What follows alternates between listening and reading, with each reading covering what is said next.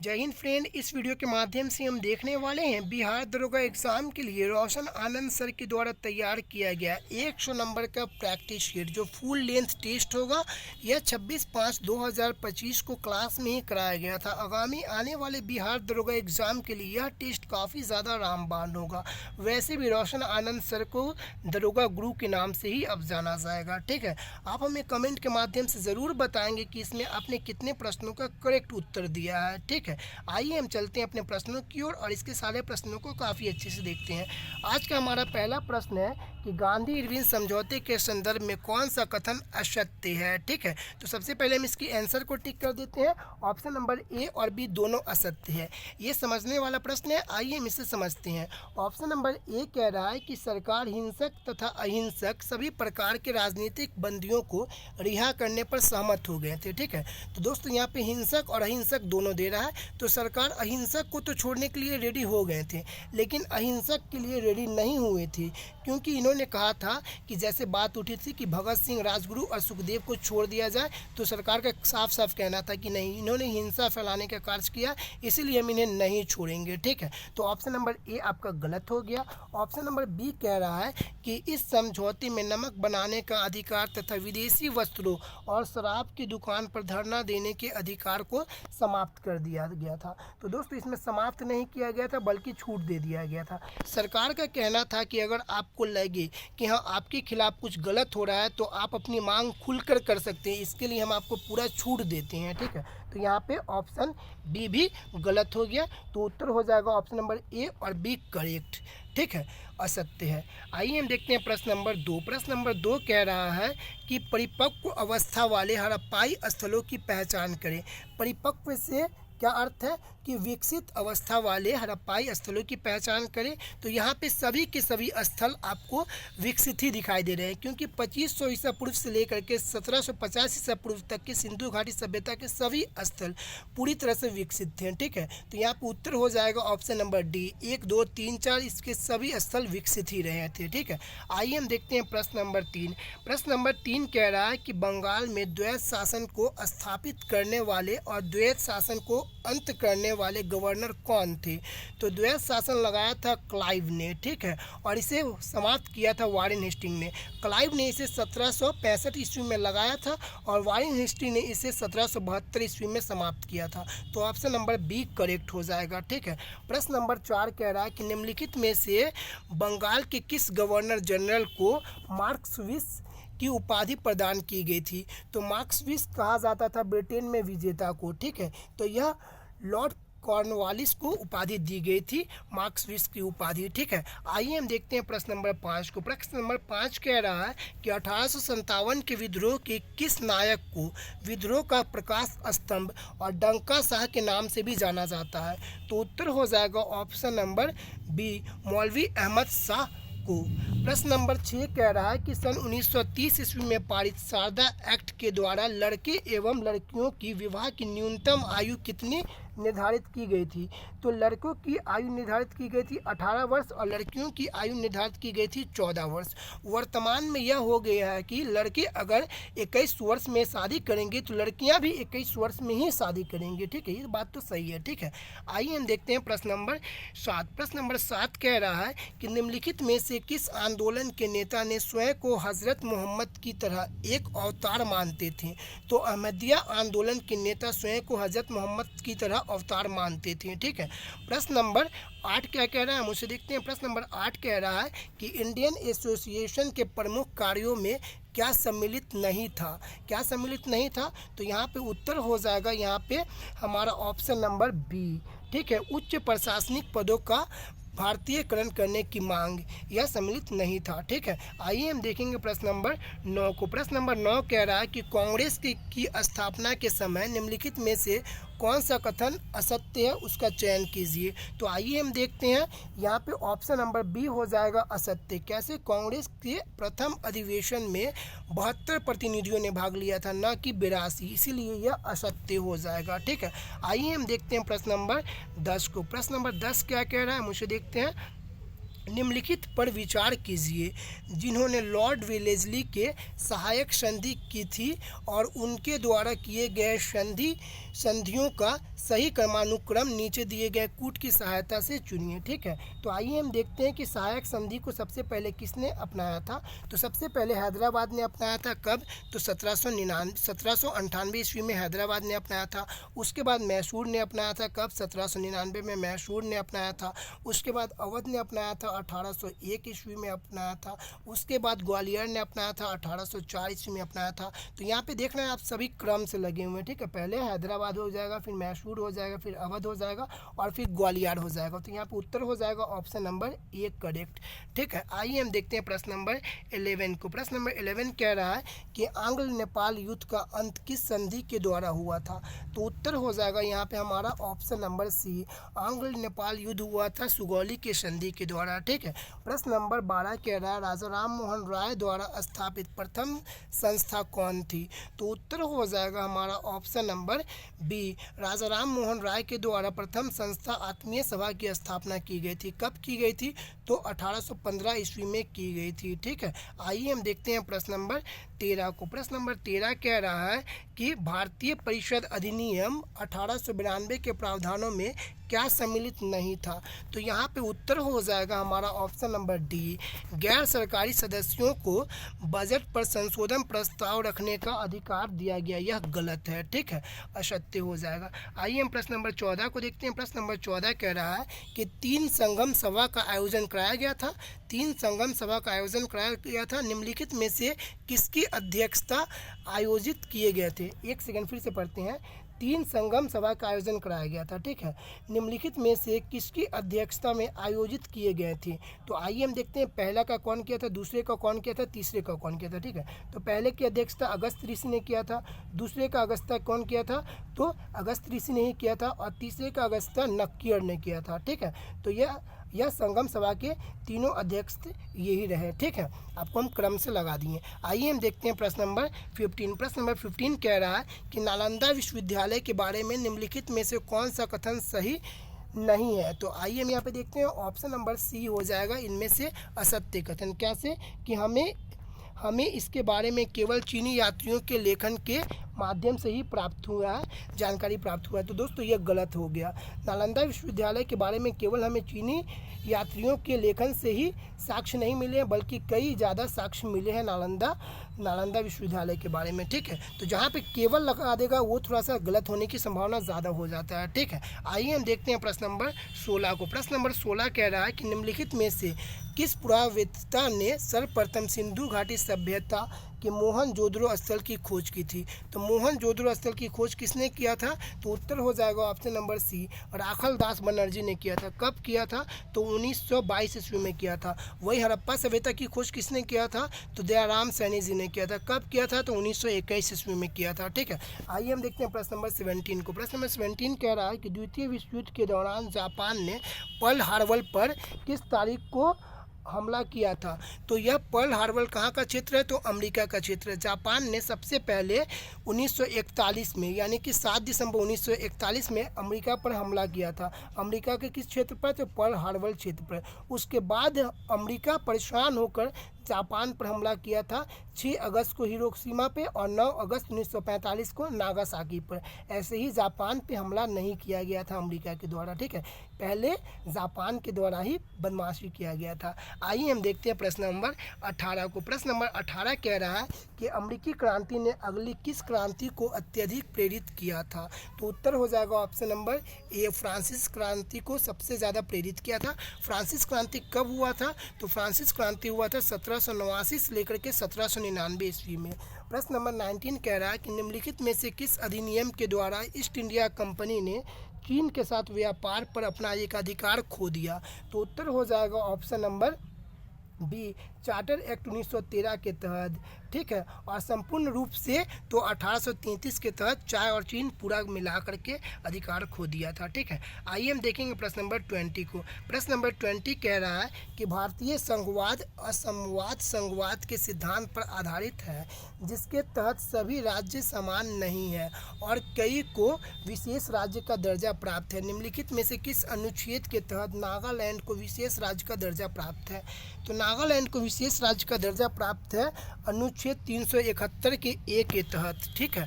आइए हम देखते हैं प्रश्न नंबर 21। प्रश्न नंबर 21 कह रहा है कि निम्नलिखित में से किसे भारत में सार्वजनिक खजाने का संरक्षक कहा जाता है? तो सार्वजनिक खजाने का संरक्षक कहा जाता है नियंत्रण एवं महालेखा परीक्षक को।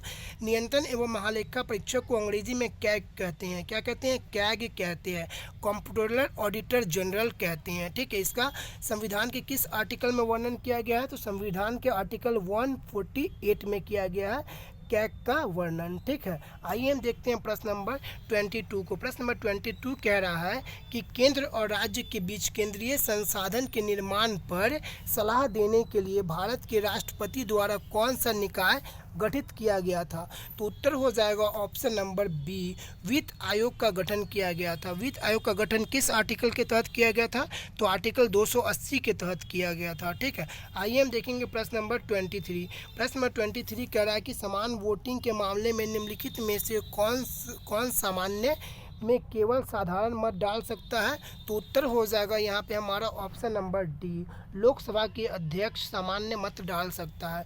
लोकसभा के अध्यक्ष का वर्णन संविधान के किस आर्टिकल में किया गया है? तो 93 में किया गया है, ठीक है। और आप हमें कमेंट के माध्यम से बताएंगे कि क्या लोकसभा के अध्यक्ष शपथ लेते हैं या नहीं लेती हैं, येस और नो, दोनों में जवाब देना है आपको, ठीक है। प्रश्न नंबर 24 कह रहा है कि भारत में राष्ट्रपति के महाभियोग की प्रक्रिया कैसी प्रक्रिया है? तो यह अर्ध न्यायिक प्रक्रिया है, ठीक है। प्रश्न नंबर 25 कह रहा है कि निम्नलिखित में से किस अधिनियम के माध्यम से भारत में केंद्रीय प्रशासन की नींव रखी गई थी? तो उत्तर हो जाएगा ऑप्शन नंबर ए, 1833 के चार्टर अधिनियम के माध्यम से, ठीक है। आइए हम प्रश्न नंबर 25 को देखेंगे। प्रश्न नंबर 25 क्या कह रहा है हम उसे देखते हैं, ठीक है। प्रश्न नंबर 25 कह रहा है कि आपातकाल के संदर्भ में 44वां संविधान संशोधन के द्वारा निम्नलिखित में से कौन सा प्रावधान शामिल नहीं किया गया था, ठीक है। तो आइए हम देखते हैं, इसका उत्तर हो जाएगा ऑप्शन नंबर डी। इसमें यह प्रावधान जोड़ा गया कि राष्ट्रीय आपातकाल की घोषणा भारत के किसी भी निर्दिष्ट क्षेत्र में की जा सकती है, ठीक है। यह नहीं किया गया, ठीक है। आइए हम देखते हैं प्रश्न नंबर 27 को। प्रश्न नंबर 27 कह रहा है कि क्या संसद अंतर्राष्ट्रीय संधियों को लागू करने के लिए पूरे भारत या उसके किसी भी हिस्से के लिए कोई कानून बना सकती है? तो जी हाँ, बिल्कुल बना सकती है। किसी भी राज्य से सहमति लेने की कोई आवश्यकता नहीं है, ठीक है। आइए हम देखते हैं प्रश्न नंबर 28। प्रश्न नंबर 28 कह रहा है कि एक तरफ जलधारा दिया गया है, एक तरफ महासागर दिया गया है, इसे सम्मिलित करना है। तो आइए हम पहले इसके उत्तर को देख लेते हैं। ऑप्शन नंबर बी करेक्ट हो जाएगा, ठीक है।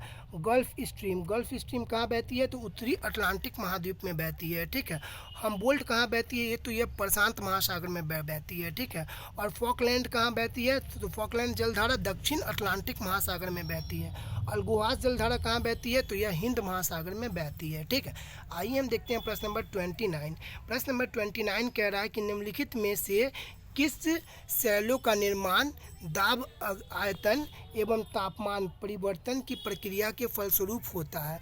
तो उत्तर हो जाएगा यहाँ पे हमारा ऑप्शन नंबर सी, कायांत्रिक शैल का, ठीक है। आइए हम प्रश्न नंबर 30 को देखते हैं। प्रश्न नंबर 30 कह रहा है कि भूगर्भीय एस तरंगों के संदर्भ में निम्नलिखित में से कौन सा कथन असत्य है, ठीक है। तो यहाँ पे हम देख रहे हैं, आइए यहाँ पे हम देखते हैं कि 1 नंबर में कह रहा है एस तरंग धरातल पर पी तरंगों के बाद पहुंच सकती है, बिल्कुल सही है, ठीक है। एस तरंग केवल ठोस पदार्थों के माध्यम से चलती है, बिल्कुल सही है, ठीक है।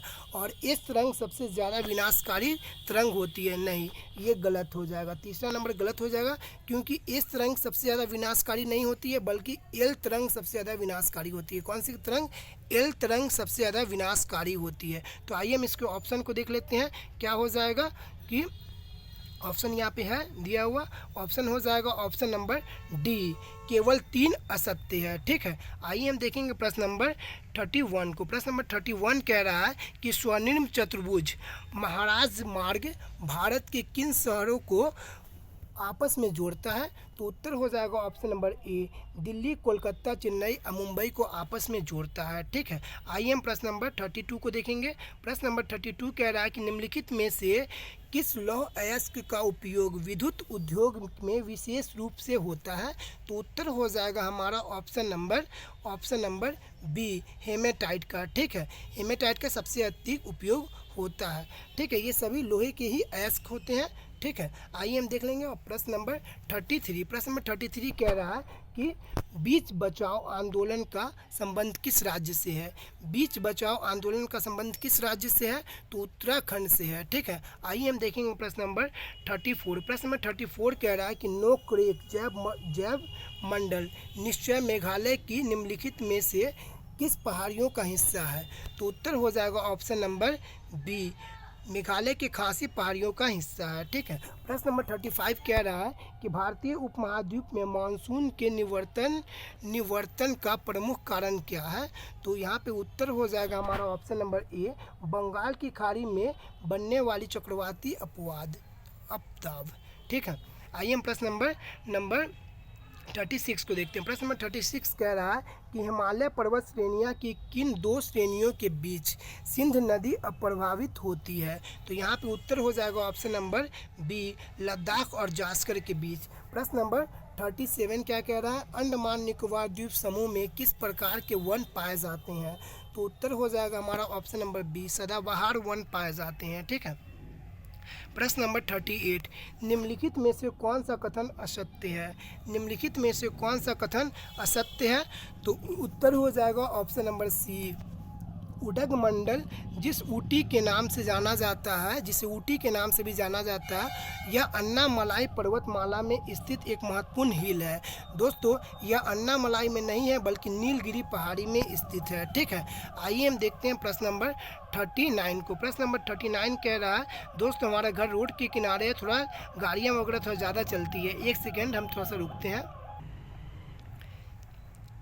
आइए हम प्रश्न नंबर 39 को देखते हैं। प्रश्न नंबर 39 कह रहा है कि हिमालय की तीनों मुख्य पर्वत श्रृंखला वृहत हिमालय, लघु हिमालय और शिवालिक श्रेणियां हिमालय के किस खंड में अवस्थित है? तो उत्तर हो जाएगा ऑप्शन नंबर सी, हिमाचल और उत्तराखंड हिमालय के बीच स्थित है। ठीक है, प्रश्न नंबर 40 चेक कह रहा है कि ग्रेट किनाबालू पर्वत शिखर निम्नलिखित में से किस देश में स्थित है? तो उत्तर हो जाएगा हमारा ऑप्शन नंबर एक सेकेंड,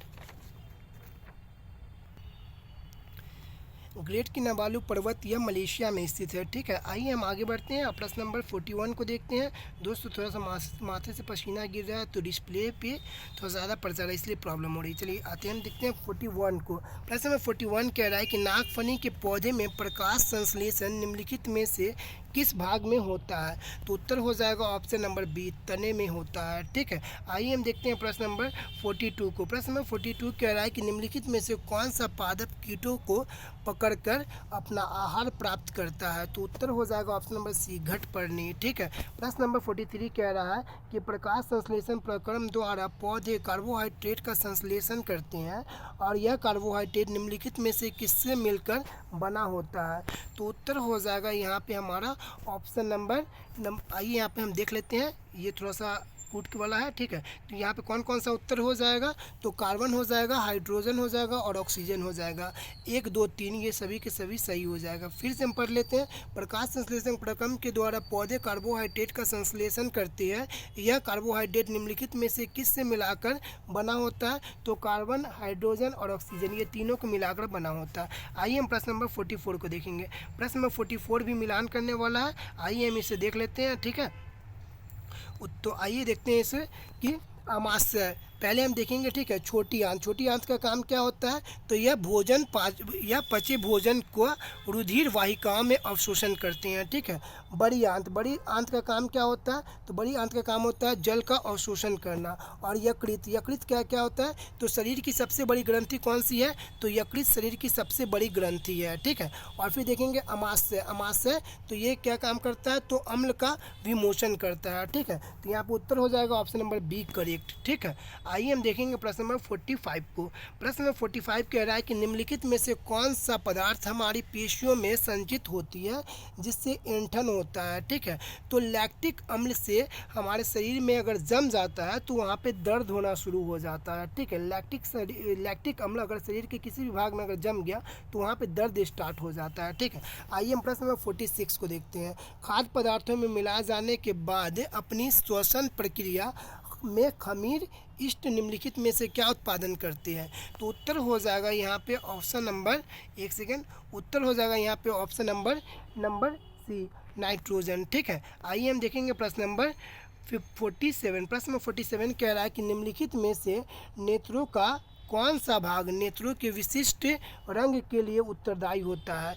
तो आँखों को जो आँख सभी कलर को पहचान लेती है, किस लेंस के कारण, यानी आँख के किस भाग के कारण? तो उत्तर हो जाएगा ऑप्शन नंबर डी, आइरिस के कारण। किसके कारण? तब पत्रकारिता के कारण, ठीक है, परितारिका के कारण। इसे क्या कहते हैं इंग्लिश में?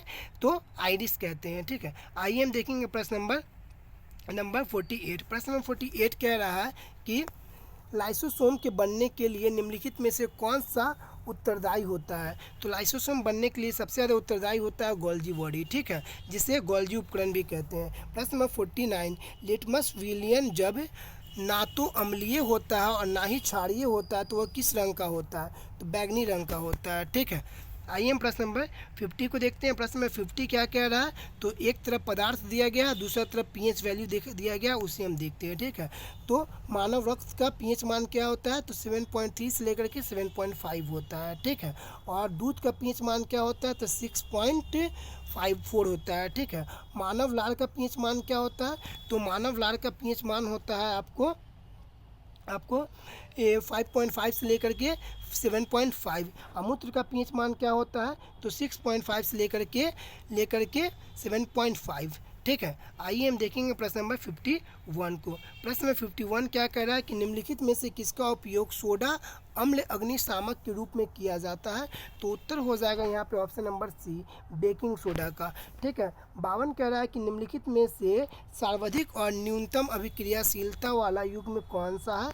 तो उत्तर हो जाएगा ऑप्शन नंबर डी, पोटेशियम और गोल्ड, ठीक है। आइए हम देखते हैं प्रश्न नंबर 53। प्रश्न नंबर 53 कह रहा है कि यदि प्रकाश के पथ पर अपारदर्शी अत्यंत छोटी वस्तु को रख दिया जाए तो प्रकाश सरल रेखा में चलने के बजाय इनके किनारों पर मुड़ जाता है। यह प्रकाश के किस प्रभाव को कहते हैं? तो यह प्रकाश के विवर्तन प्रभाव को कहते हैं, ठीक है। आइए हम देखेंगे प्रश्न नंबर 54 को। प्रश्न नंबर 54 कह रहा है कि वास्तविक सूर्यास्त तथा आभासी सूर्यास्त के बीच लगभग कितने समय का अंतर होता है? तो उत्तर हो जाएगा ऑप्शन नंबर सी, 2 मिनट का अंतर होता है, ठीक है। आइए हम देखेंगे प्रश्न नंबर 55, हाइड्रोजन बम निम्नलिखित में से किस सिद्धांत पर कार्य करता है?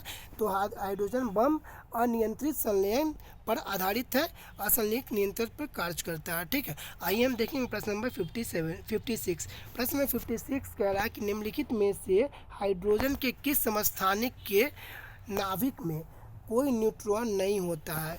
तो वहाँ पे उत्तर हो जाएगा ऑप्शन नंबर ए, प्रोटियम में कोई न्यूट्रॉन नहीं होता है, ठीक है। प्रोटियम में कोई न्यूट्रॉन नहीं होता है। और हाइड्रोजन के 3 समस्थानिक होते हैं, कौन कौन से? तो प्रोटियम, ड्यूटेरियम और ट्रिटियम, ये तीनों होते हैं, ठीक है। आइए हम देखेंगे प्रश्न नंबर 57 को। प्रश्न नंबर 57 कह रहा है कि हरित क्रांति का प्रभाव मुख्य रूप से किन किन क्षेत्रों में था?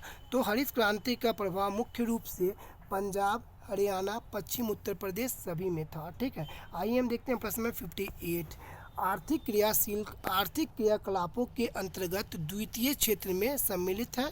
तो उत्तर हो जाएगा ऑप्शन नंबर ए, विनिर्माण या द्वितीय क्षेत्र में सम्मिलित है। पशुपालन ये प्रथम सेक्टर का है, और ये जो बस चालक या ड्राइवर या फिर हम कोई सेवा देते हैं तो वो क्या होता है, तो वो तृतीय क्षेत्र का होता है। ठीक है, जैसे कि आपको पता है कि अर्थव्यवस्था के 3 सेक्टर होते हैं, प्रथम सेक्टर, द्वितीय सेक्टर, तृतीय सेक्टर। ठीक है, आइए हम देखते हैं प्रश्न नंबर 59 को। प्रश्न नंबर 59 कह रहा है कि भारत में ग्रामीण तथा शहरी क्षेत्रों में गरीबी रेखा के निर्धारण के लिए स्वीकृत कैलोरी की आवश्यकता प्रति व्यक्ति प्रतिदिन क्रमशः कितनी होनी चाहिए।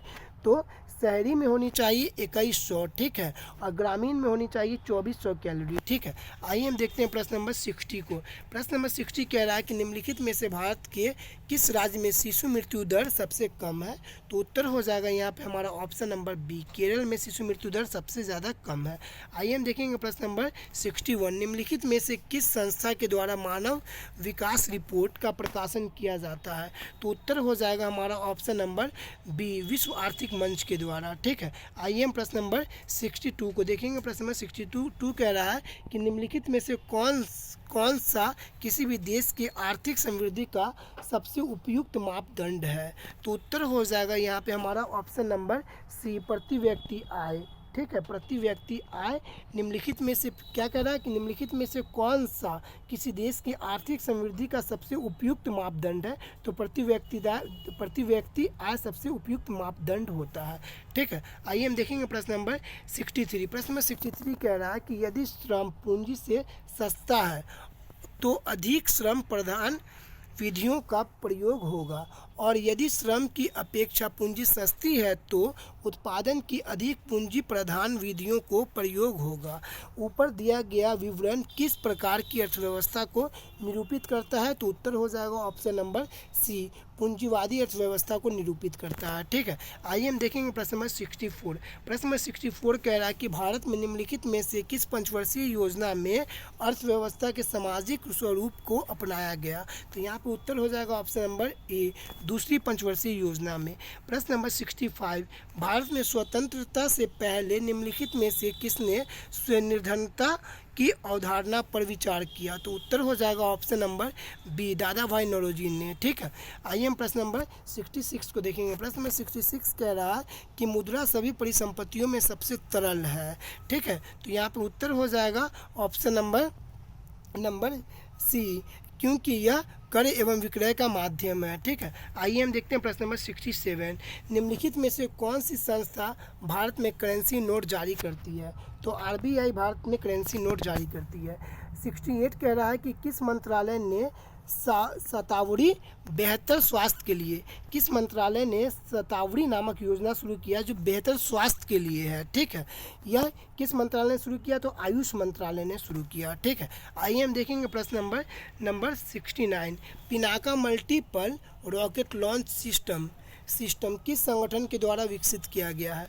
तो उत्तर हो जाएगा ऑप्शन नंबर बी, रक्षा अनुसंधान एवं विकास संगठन DRDO के द्वारा शुरू किया गया। DRDO का स्थापना कब हुआ था। तो 1 जनवरी 1958 ईस्वी को हुआ था। DRDO का स्थापना हुआ था 1 जनवरी 1958 ईस्वी को हुआ था। ठीक है, आइए हम देखेंगे प्रश्न नंबर 70 को। प्रश्न नंबर 70 कह रहा है कि फरवरी 2025 में भारतीय सेना और भारतीय वायुसेना द्वारा आयोजित संयुक्त हवाई अभ्यास का नाम क्या रखा गया। तो यहाँ पे उत्तर हो जाएगा ऑप्शन नंबर ए, अभ्यास विंग्स रीडर्स रखा गया था। ठीक है, आइए हम देखेंगे प्रश्न नंबर 71, प्रधानमंत्री श्रम योगी मानधन PMSYM योजना किस मंत्रालय के द्वारा प्रसारित किया गया। तो उत्तर हो जाएगा श्रम और रोजगार मंत्रालय के द्वारा। प्रश्न नंबर 72, कौन सा शहर भारत के पहले PPP मॉडल आधारित हरित अपशिष्ट प्रसंस्करण संयंत्र का घर है।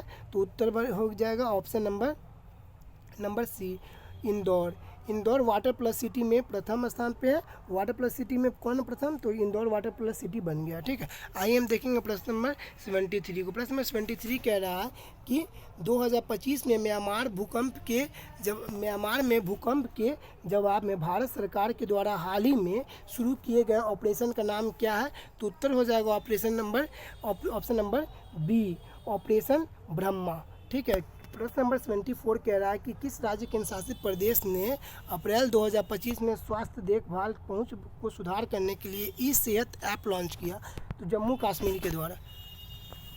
प्रश्न नंबर 75 खेलो इंडिया पैरा गेम्स 2025 के दूसरे संस्करण में कौन सा राज्य पदक तालिका में शीर्ष पर रहा? तो उत्तर हो जाएगा हमारा ऑप्शन नंबर ए, हरियाणा पदक शीर्ष में रहा, हरियाणा राज्य। प्रश्न नंबर 76 हाल ही में महाराष्ट्र के किस वन्यजीव अभ्यारण्य में एक यूरेशियन गोसावक एक मध्यम से दूसरे माध्यम का शिकारी पक्षी देखा गया है? तो उत्तर हो जाएगा ऑप्शन नंबर सी, तानस्या वन्यजीव अभ्यारण्य में। ठीक है, आइए हम देखेंगे प्रश्न नंबर 77 को। पीयूष विद्यालय योजना का मुख्य उद्देश्य क्या है? पीयूष विद्यालय योजना का मुख्य उद्देश्य क्या है? तो उत्तर हो जाएगा ऑप्शन नंबर डी, कौशल विकास पाठ्यक्रम प्रदान करने के लिए। ठीक है, आइए हम देखेंगे प्रश्न नंबर 78 को। प्रश्न नंबर 78 कह रहा है कि योग महोत्सव 2025 का आयोजन कौन सा शहर करेगा? तो उत्तर हो जाएगा option number C, Nashik Maharashtra करेगा। ये डकफा इगला एस किस देश द्वारा विकसित एक man portable air defence system है? तो उत्तर हो जाएगा ऑप्शन नंबर ए, रूस के द्वारा। ठीक है, प्रश्न नंबर 80 कह रहा है भारत का पहला artificial intelligence data centre park किस राज्य के द्वारा शुरू किया गया? तो उत्तर हो जाएगा ऑप्शन नंबर डी, छत्तीसगढ़ के द्वारा शुरू किया गया। प्रश्न नंबर 81 ओडिशा के किस संरक्षित क्षेत्र को भारत का 107वां राष्ट्रीय उद्यान घोषित किया गया? तो उत्तर हो जाएगा सिमलीपाल। पहलगाम आतंकी हमले के बाद भारतीय वायुसेना के द्वारा आयोजित सैन्य अभ्यास का नाम क्या दिया गया? तो आक्रमण व्यास दिया गया। ठीक है, आइए हम देखेंगे, यहाँ पे व्यायाम लिखा गया, व्यास होगा। ठीक है, आइए हम देखेंगे प्रश्न नंबर 83 को। बिहार के किस कृषि जलवायु क्षेत्र के किस प्रकार की मिट्टी नहीं पाई जाती है? बिहार के कृषि जलवायु क्षेत्र में किस प्रकार की मिट्टी नहीं पाई जाती है? तो रेतीली दोमट मिट्टी नहीं पाई जाती है। ठीक है, रेतीली दोमट मिट्टी नहीं पाई जाती है। प्रश्न नंबर 84 कह रहा है बक्सर की लड़ाई 1764 ईस्वी में लड़ी गई। बक्सर की लड़ाई में ब्रिटिश सेना का नेतृत्व किसने किया था? तो हेक्टर मुनरो ने किया था। ठीक है, आइए हम देखेंगे प्रश्न नंबर 85 को। प्रश्न नंबर 85 कह रहा है कि बिहार के किस जिले में 115 एकड़ भूमि पर टेक्सटाइल पार्क स्थापित किया जा रहा है? तो उत्तर हो जाएगा ऑप्शन नंबर डी, पटना में। निम्नलिखित में से किस में नदी और उसके तटीय शहर का मिलान गलत है? तो उत्तर हो जाएगा यहाँ पे कि नदी और उसके तटीय स्थल को कौन मिलान नहीं है? तो देखिए, फल्गु नदी गया के किनारे स्थित है, गया जिले के किनारे स्थित है। सरयू नदी छपरा जिले के किनारे स्थित है। गंगा नदी पटना के किनारे स्थित है। और यहाँ पे हाजीपुर जो है वह किस नदी के किनारे? तो गंडक नदी के किनारे, न कि सोन नदी के किनारे। तो यहाँ पे गलत हो जाएगा। ठीक है, आइए हम देखेंगे प्रश्न नंबर 97 को। प्रश्न नंबर 97 कह रहा है कि बिहार का पहला आवासीय खेल अकादमी अल्फा किस जिले में बनाया गया? तो उत्तर हो जाएगा यहाँ पे हमारा ऑप्शन नंबर डी, नालंदा में बनाया गया। प्रश्न नंबर 88 कह रहा है कि अंतर्निहित शब्द का सही संधि विच्छेद क्या होगा? तो उत्तर हो जाएगा ऑप्शन नंबर ए, अंतः जोड़ निहित यानी अंतर्निहित। आइए हम देखेंगे प्रश्न नंबर 89। प्रश्न नंबर 89 कह रहा है कि खड़ी बोली हिंदी में रचना करने वाला प्रथम किसे माना जाता है? खड़ी बोली हिंदी में रचना करने वाला प्रथम किसे माना जाता है? तो अमीर खुसरो को माना जाता है। ठीक है, आइए हम प्रश्न नंबर 90 को देखेंगे, जो अंग्रेजी का प्रश्न होगा। Which kind of noun is adversity? तो यहाँ पे उत्तर हो जाएगा option number C, abstract noun हो जाएगा ये। ठीक है, आइए हम देखेंगे प्रश्न नंबर 91। Select the most appropriated option to fill in the blank. तो यहाँ पे उत्तर हो जाएगा ऑप्शन नंबर सी, स्वॉम। ठीक है, किसका स्वॉम हो जाएगा? तो we could see wild elephant bathing in the swamp. ठीक है, थोड़ा सा अंग्रेजी है, आप देख लीजिएगा। आइए हम प्रश्न नंबर 90 से लेकर के 100 तक है, वो सारे मैथ्स के प्रश्न हैं, आप यहाँ पे देख सकते हैं। ठीक है, इसे हम नहीं करेंगे क्योंकि इसे सोल्यूशन करना होगा। तो आप 1 से लेकर के 100 तक के प्रश्न को काफ़ी अच्छे से देख लिए हैं। ठीक है, किसी प्रश्न में थोड़ा सा हमें हिचकिचाहट भी हुई है, उसे थोड़ा सा इग्नोर कीजिएगा और इसे आप अच्छे से देखे हैं, इसे आप लाइक कीजिए और चैनल को सब्सक्राइब करके ही जाए। Thank you friends watching this my video. जय हिंद, जय भारत।